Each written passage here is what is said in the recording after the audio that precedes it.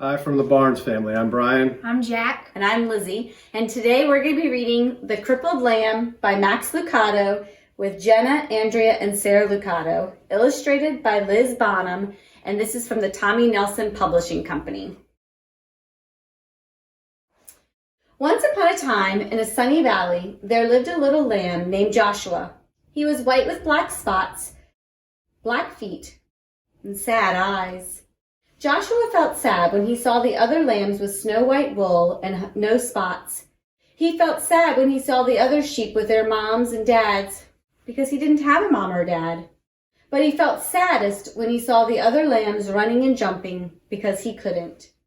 Joshua had been born with one leg that didn't work right. He was crippled. He always limped when he walked. That's why he always watched while the other lambs ran and played. Josh felt sad and alone, except when Abigail was around. Abigail was Josh's best friend. She didn't look like a friend for a lamb. She was an old cow. She was brown with white blotches that looked like rain puddles in a path. Her belly was as round as a barrel, and her voice was always kind and friendly. Some of Josh's favorite hours were spent with Abigail. They loved to pretend they were on adventures in distant lands. Josh liked to listen to Abigail tell stories about the stars. They would spend hours on the hill looking into the valley. They were good friends. But even with a friend like Abigail, Josh still got sad. It made him sad to be the only lamb who could not run and jump and play in the grass. That's when Abigail would turn to him and say, "Don't be sad, little Joshua. God has a special place for those who feel left out." Josh wanted to believe her, but it was hard.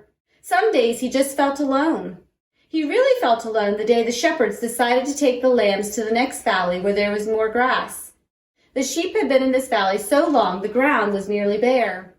All the sheep were excited when the shepherd told them they were going to a new meadow. As they prepared to leave, Joshua hobbled over and took his place in the edge of the group. But the others started laughing at him. "You're too slow to go all the way to the next valley. Go back, slowpoke. We'll never get there if we have to wait on you. Go back, Joshua." That's when Josh looked up and saw the shepherd standing in front of him. "They're right, my little Joshua. You better go back. This trip is too long for you. Go and spend the night in the stable."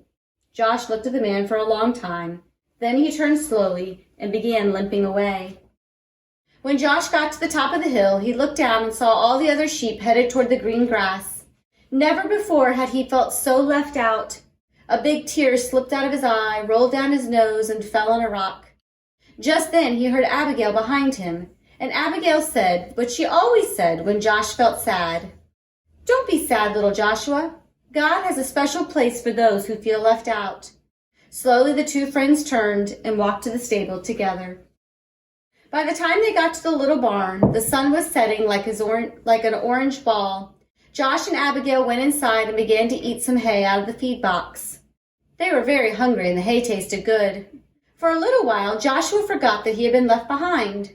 "Go to sleep, little friend," Abigail said after they finished eating. "You've had a hard day." Josh was tired, so he lay down in the corner on some straw and closed his eyes. He felt Abigail lay down beside him, and he was glad to have Abigail as a friend.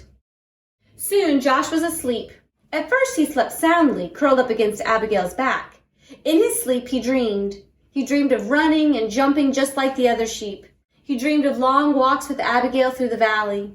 He dreamed of being in a place where he never felt left out. Suddenly, strange noises woke him up. "Abigail," he whispered, "wake up, I'm scared." Abigail lifted her big head and looked around. The stable was dark except for a small lamp hanging on the wall. "Somebody's here," Josh whispered. They looked across the dimly lit stable. There, lying on some fresh hay in the feed box, was a baby. A young woman was resting on a big pile of hay beside the feed box. Joshua looked at Abigail, thinking his friend could tell him what was going on. But Abigail was just as surprised as Josh. Josh looked again at the woman and the child, and then limped across the stable. He stopped next to the mother and looked into the baby's face. The baby was crying. He was cold. The woman picked up the baby and put him on the hay next to her. Josh looked around the stable for something to keep the baby warm. Usually there were blankets, but not tonight.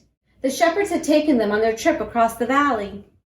Then Joshua remembered his own soft, warm wool. Timidly, he walked over and curled up close to the baby. "Thank you, little lamb," the baby's mother said softly. Soon the little child stopped crying and went back to sleep. About that time, a man entered the stable carrying some rags. "I'm sorry, Mary," he explained. "This is all the cover I could find." "It's okay," she answered. "This little lamb has kept the new king warm." "A king?" Joshua looked at the baby and wondered who he might be. "His name is Jesus." Mary spoke as if she knew Josh's question. "God's son. He came from heaven to teach us about God." Just then there was another noise at the door. It was the shepherds, the ones who had left Joshua behind. Their eyes were big and they were excited. "We saw a bright light and heard the angels," they began. Then they saw Joshua next to the baby. "Joshua, do you know who this baby is?" He does now. It was the young mother who was speaking. She looked at Joshua and smiled. "God has heard your prayers, little lamb. This little baby is the answer." Joshua looked down at the baby. Somehow he knew this was a special child and this was a special moment. He also understood why he had been born with a crippled leg. Had he been like the other sheep, he would have been in the valley.